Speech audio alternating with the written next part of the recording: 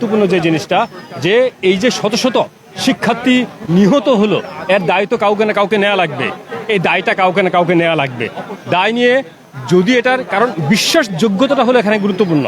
কারণ এখানে শিক্ষক শিক্ষার্থী কেউ বিশ্বাস করতে পারছে না, আস্থা রাখতে পারছে না। এই আস্থার জায়গাটা আগে বিনির্মাণ করতে হবে, নিশ্চিত করতে হবে। নিশ্চিত করে এরপর সেই সমস্যার সমাধান করতে হবে। এখন আপনি হুটহাট করে প্রাইমারি স্কুল খুলে দিচ্ছেন, কয়েকদিন পরে ইউনিভার্সিটি খুলে দিবেন, হবে না। কারণ শিক্ষার্থীরা যে ট্রমার মধ্যে দিয়ে গেল, যে অস্থিরতার মধ্যে আছে, আমি তো মনে করি একজন শিক্ষার্থীও জেলে থাকবে আর আমি ক্লাস নিব শিক্ষক হিসেবে, সেটা হয় না, সেটা বেমানান, সেটা কখনো হতে পারে না।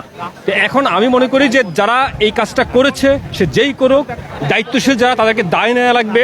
দায় নিয়ে তারা যদি সমস্যার সমাধান না করতে পারে, তাদেরকে পদত্যাগ করতে হবে। পদত্যাগ করে কাউকে দায়িত্বশীল কাউকে দায়িত্ব দিতে হবে। দায়িত্ব দিয়ে এরপরে এই সমাধান করে, সুষ্ঠু সমাধান করে, ন্যায্য সমাধান করে এরপরে শিক্ষা প্রতিষ্ঠান খোলা লাগবে এবং শান্তিপূর্ণ আসবে। একটা শিক্ষক শিক্ষার্থীও যাতে আর না মারা যায়, হয়রানি না হয়, গ্রেফতার না হয়, গণগ্রেফতার না হয়, সেটাকে নিশ্চিত করতে হবে আগে, সবার আগে। এরপর আমরা সেই জিনিসগুলো মেকশিওর করতে পারবো। আজকে আপনাদের আজকে যে এখানে কর্মসূচি ছিল, কি কি কর্মসূচি ছিল আর আপনাদের পরবর্তী কর্মসূচি?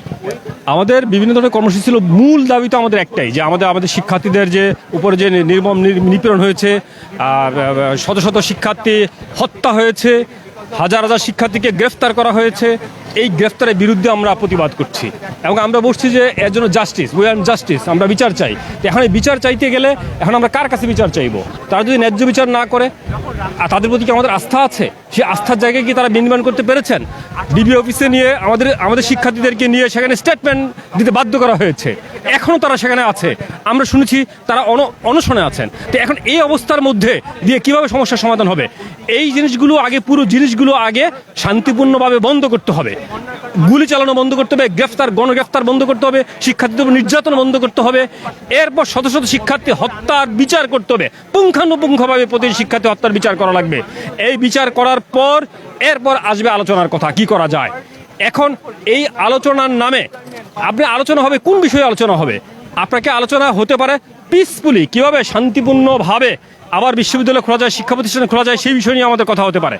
এবং খুবই গুরুত্বপূর্ণ যে এই জায়গাটা, যারা এই শত শত শিক্ষার্থী হত্যার জন্য দায়ী, তারা যদি সেই দায় নিতে না পারেন, তারা যদি অপারগতা প্রকাশ করেন, তাহলে তাদেরকে সেই পথ থেকে তাদেরকে সরে যেতে হবে।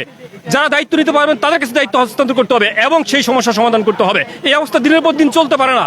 কতদিন চলবে এই অবস্থা? অবরুদ্ধকর অবস্থা। আমরা এই অবস্থা থেকে অতি দ্রুত মুক্তি চাই।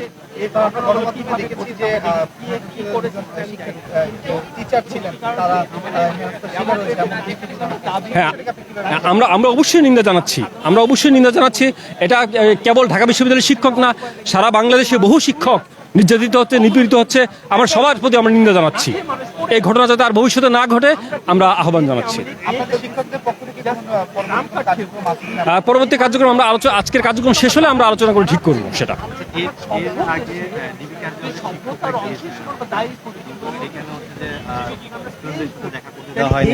ডিবি প্রধানও দেখা করেনি।